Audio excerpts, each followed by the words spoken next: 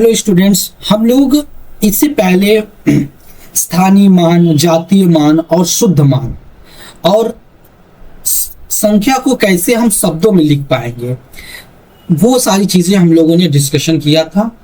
आशा है कि आप लोगों को बढ़िया से समझ में आ रहा है, अच्छे से आ रहा है, ठीक है ना। अब हम इस वीडियो में, इस लेक्चर में भाज्यता का नियम पढ़ेंगे, ठीक है ना। क्या पढ़ेंगे? भाज्यता का नियम। मीन्स कि आप बिना देखे, मतलब भाग, ओरिजिनल में भाग नहीं करना है, आप बिना भाग किए बता सकें कि ये 2 से विभाजित होगा, कि 3 से विभाजित होगा, कि 4 से विभाजित होगा, कि किस संख्या से विभाजित होगा, वो हम बिना भाग दिए ही बता सकें। यही विभाज्यता का या विभाज्यता का नियम कहलाता है, ठीक है। तो हम पहले बात करेंगे 2 से विभाजित होने का नियम। देखिए, 2 का विभाजित होने का नियम में क्या है कि इकाई के अंक पे, कहां पे? इकाई के अंक पे, इकाई के अंक पे आप सिर्फ चेक करना है कि वो 0 है कि नहीं, 2 है कि नहीं, 4 है कि नहीं, 6 है कि नहीं, 8 है कि नहीं। अगर ये संख्याएं, ये संख्या या ये अंक अगर इकाई के स्थान पे मौजूद है तो आप कहोगे यस, ये क्या है? एक मतलब 2 से विभाज्य होंगे। एग्जाम्पल के लिए जैसे मैंने लिखा यहाँ पे 3, 2, 5, 6, 7, 9 और यहाँ लास्ट में 2 लिख दिया। तो आप ये इसको भाग देने जाएंगे तो आपको लंबा समय देना पड़ेगा, टाइम लगेगा, जो कि आपके पास है नहीं। तो आप सिर्फ इकाई का अंक देखेंगे। इकाई के अंक में 2 मौजूद है, मीन्स कि ये 2 जो मैंने बताया था रूल वो है, इसलिए ये 2 से विभाज्य। इतना आपको ध्यान रखना होगा। जैसे यहाँ पे देखिए 4862, यहाँ 2 है, ये होगा। 5090, यहाँ 0 है, यस होगा। यहाँ 8 है, यस होगा। तो आपको पता होना चाहिए कि कैसे हम पता कर सकेंगे बिना हम डिवाइड किए कि ये 2 से विभाज्य होगा कि नहीं। विभाज्य का मतलब ये सिंपल सा है कि आप भाग देते हैं और आप का जो मतलब शेषफल मिलता है वो 0 मिलता है। क्या मिलता है? 0। तो वो उसकी विभाज्यता का मतलब नियम बताएगा या फिर विभाज्य होगा ये चीज। दूसरा आप बता रहे हैं हम आपको, इसमें क्या है कि 3 से विभाज्य का नियम। 3 से कैसे होगा? देखिए, 3 से विभाज्य का नियम ये है कि अगर आप, जैसे मैंने लिखा यहाँ पे 273, इसको आप जोड़िए 2, 7 और 3, 7 3 10 2 12। अब सोचिए 12 3 से विभाजित हो जाता है? यस, 3 से विभाजित हो जाता है 4 बार में, 4 बार में हो जाता है। इसका मतलब हुआ कि 273 भी 3 से विभाजित होगा। मतलब जो संख्या दिया गया है उसमें जो अंक प्रयोग किए गए हैं उनको आप जोड़ लीजिए। जोड़ने के बाद जो आता है, अगर वो पूरा तरीके से डिवाइड हो जाता है 3 से, तो इसका मतलब है कि वो विभाज्य है। इसी प्रकार अगर हम एक उदाहरण और ले, जैसे 9, 8, 6 और 4। अब इसको आप जोड़िए, 9 + 8 + 6 + 4, 6 4 10, 10 9 19 और 8 27। 3 से ये भाग हो जाएगा, इसका मतलब ये पूरी संख्या 9864 3 से विभाज्य होगा। कहने का मतलब बिना हम भाग दिए बता सकें कि ये चीज विभाज्य होगा। क्लियर? इतनी चीज आपको समझ में आ गई होगी। अब हम आते हैं अगले तीसरा नियम। तीसरा नियम है 4 से। 4 का नियम क्या कहता है? देखिए, 4 में ये देखा जाता है कि इकाई और दहाई, ये दोनों संख्याएं, हम 2 से जब चेक कर रहे थे सिर्फ इकाई का देख रहे थे, लेकिन हम 4 का जब चेक करेंगे तो इकाई और दहाई का, दोनों का हम चेक करेंगे। जैसे हमने लिखा 5 3 6 2 8, ठीक है ना। तो हम इकाई और दहाई में देखिए कितना है? 28 है। 28 क्या 4 के से विभाजित हो जाएगा? हाँ, हो जाएगा। इसका मतलब ये 5 53,628, ये भी संख्या 4 से पूरी तरीके से विभाजित होगा। इसी तरीके से हम अगला एक क्वेश्चन लिखें कि 1 2 8 3 2, तो लास्ट में इकाई और दहाई में क्या है? 32 है।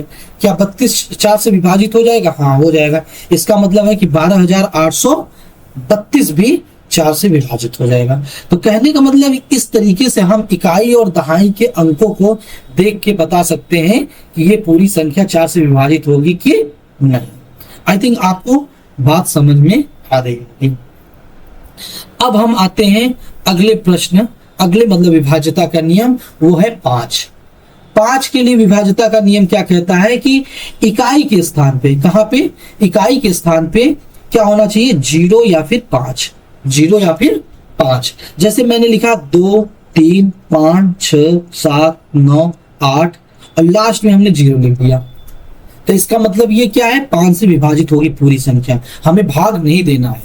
जैसे हमने एक और संख्या लिख दिया 1, 2, 9, 8, 7 और 5, तो लास्ट में क्या है 5। इसका मतलब ये पूरी संख्या क्या है, 5 से विभाज्य। तो मेरे आई थिंक आपको ये बात समझ में आ गई होगी कि हम 5 से विभाज्यता कैसे चेक करेंगे। आपको कुछ नहीं करना है, सिर्फ देखना है कि इकाई के स्थान पे 5 है या फिर 0 है। 5 या 0 अगर मौजूद है तो सिंपली वो 5 से विभाजित हो जाएगा। ठीक है, इसी तरीके से हम 6 पे आते हैं।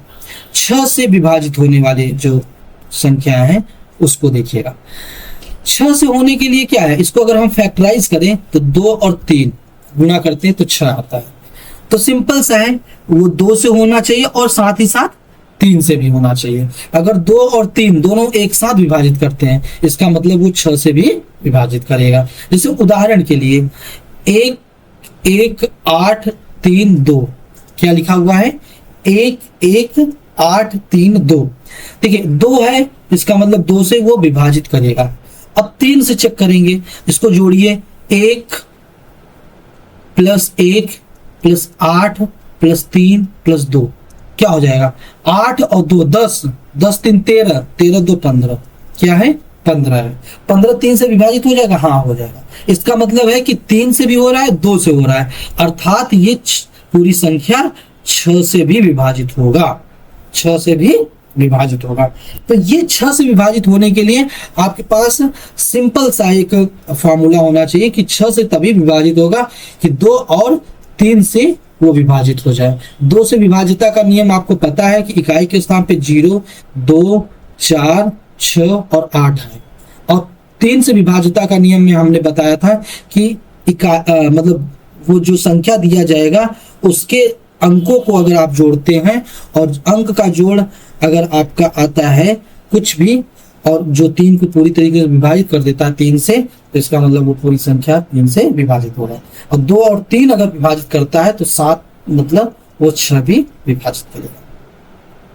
तो आई थिंक आपको 6 का पता चल गया। अब आते हैं हम लोग 7 में, ठीक है ना। अब हम बताते हैं आपको 7 में। अब देखिएगा 7 का कैसे होगा।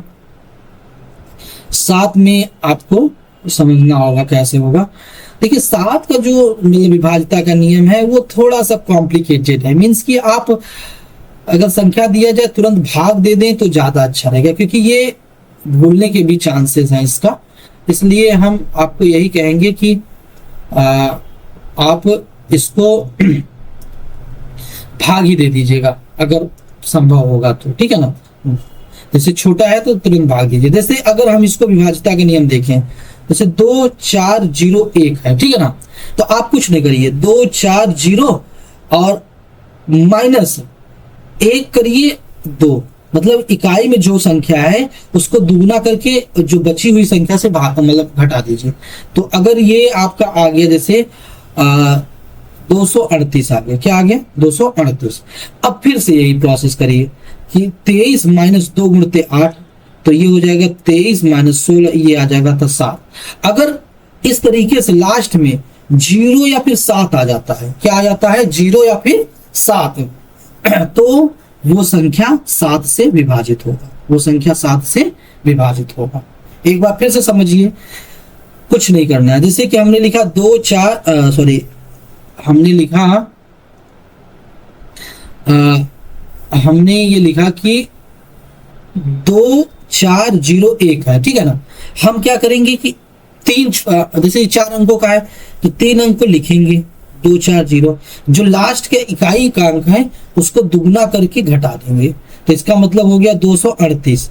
अब फिर जो संख्या आएगा फिर वही प्रोसेस करना है कि यहाँ 23 दो संख्या लिख लेंगे और बाकी जो इकाई का अंक बचा है उसको दोगुना करके घटा देंगे, तो 7 या फिर 0 आ गया तो इसका मतलब वो 7 से विभाजित। 7 शेषफल है इसलिए जैसे इसमें हमने बताया कि 7 शेषफल है इसलिए वो 7 से विभाजित होगा। अब आगे चलते हैं हम लोग। अब हम चलते हैं 7वां में, जिसमें 8 से विभाजित होने के नियम बताया गया है। देखिए 8 से विभाजित होने का नियम भी जिस प्रकार हमने 2 4 का देखा उसी प्रकार हम 8 का भी देखेंगे। कैसे? देखो 2 में हम देखे थे सिर्फ इकाई का अंक, 4 में देखे थे इकाई और दहाई का अंक, सैकड़ा में देखेंगे मतलब 8 में देखेंगे इकाई, दहाई और सैकड़ा, ये तीनों देखेंगे। सपोज करिए हमने लिखा कि यहाँ पे देखिएगा, यहाँ पे हमने लिखा 9 8 7 6 0। क्या लिखा? 9 8 7 6 0 ये लिखा। और हमें कुछ नहीं देखना है, ये पूरी संख्या को हम नहीं भाग देंगे, सिर्फ हम 760 को भाग देंगे। किसको देंगे? 760, क्योंकि हमको देखना था इकाई, दहाई और सैकड़ा। अब इसको 8 से भाग दे दीजिए, 8 9 72 होता है और यहाँ 4 0, 8 5 40 होता है। मीन्स कि पूरी तरीके से भाग दे रहा है। इसका मतलब ये है कि 98,760 भी 8 से विभाजित हो जाएगा। समझ में आया होगा? हमको सिर्फ देखना होगा इकाई, दहाई और सैकड़ा, ये संख्या 8 से विभाजित होना चाहिए, तो वो पूरी संख्या 8 से विभाजित होगी। यहां तक आपको समझ में आ गया। अब आते हैं हम लोग अगला, जो कि 9 से विभाजित होने वाला नियम है। 9 से विभाजित होने वाला जैसे 3 का था वैसे ही 9 का है। मतलब जैसे मैंने लिखा कि 1 1 2 0 5 ये संख्या है, इसको फिर आप सारे अंकों को जोड़िए, डिजिट को जोड़िए, 1 + 1 + 2 + 0 + 5, इसको जोड़ेंगे तो 2 2 2 4 और 5 9 आ रहा है। 9 9 को विभाजित कर देगा, इसलिए ये पूरी संख्या 9 से विभाजित हो जाएगी। आया समझ में बात? जैसे मैंने लिखा कि 2 7, अब इसको जोड़ लीजिए, 2 + 7 क्या हो जाएगा? 9 9 विभाजित कर दे रहा है। 9 0 9, 9 + 0 + 9 ये आ जा रहा है 18, इसका मतलब 18 भी 9 से विभाजित कर देगा, इसलिए 909 भी 9 से विभाजित होगा। इतनी बात आपको समझ में आ गई होगी। अब अगला हम बात करेंगे 10 से विभाजित होने वाले नियम। देखिए 10 से विभाजित होने वाले नियम बहुत सिंपल है। जैसे 9 5 6 3 लास्ट में 0, इकाई के स्थान पे यहां देखना होगा 0 है कि नहीं। अगर 0 है तो 10 से विभाजित करेगा। जैसे कुछ भी हो जाए, कोई भी संख्या लिख दीजिए आप, XYZ 3 4 5 6 3 2 0 5 0, लास्ट में 0 हमारा है इसलिए 10 से विभाजित। अब आता है हमारा अगला 10वां में हम 11 से विभाजित होने वाले नियम लिखेंगे। देखिए इसमें सिंपल सा है, देखिए कैसे, 1 5 7 2 3 6 2 ये संख्या है आपके पास, ये संख्या है आपके पास, ठीक है ना। अब देखिएगा अगर ये संख्या आपके पास है तो आप इसको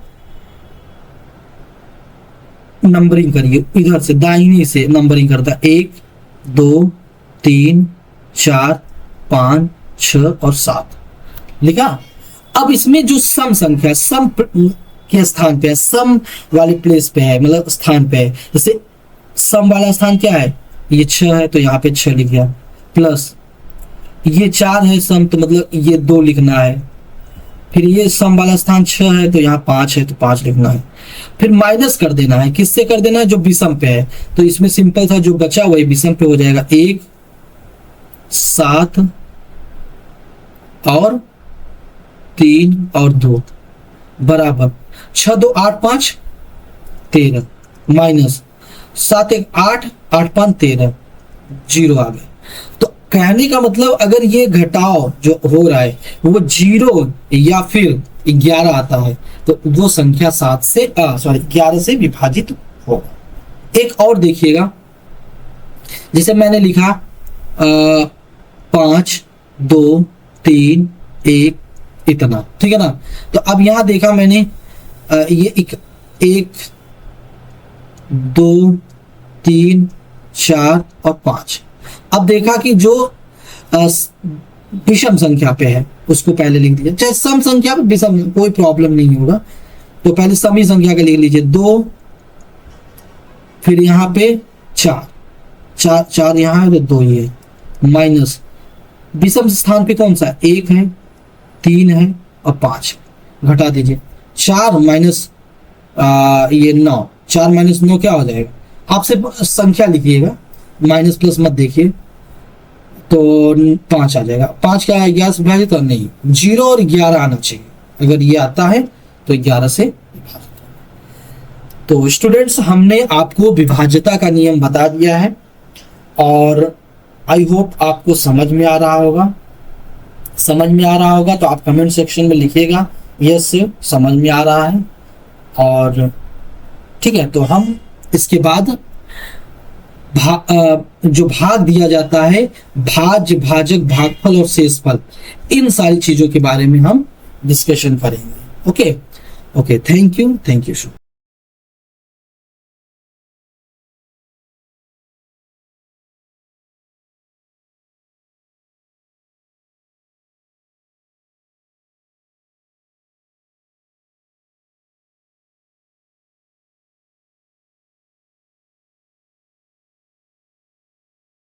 वीडियोस बनाने हैं, फिल्मोरा है ना।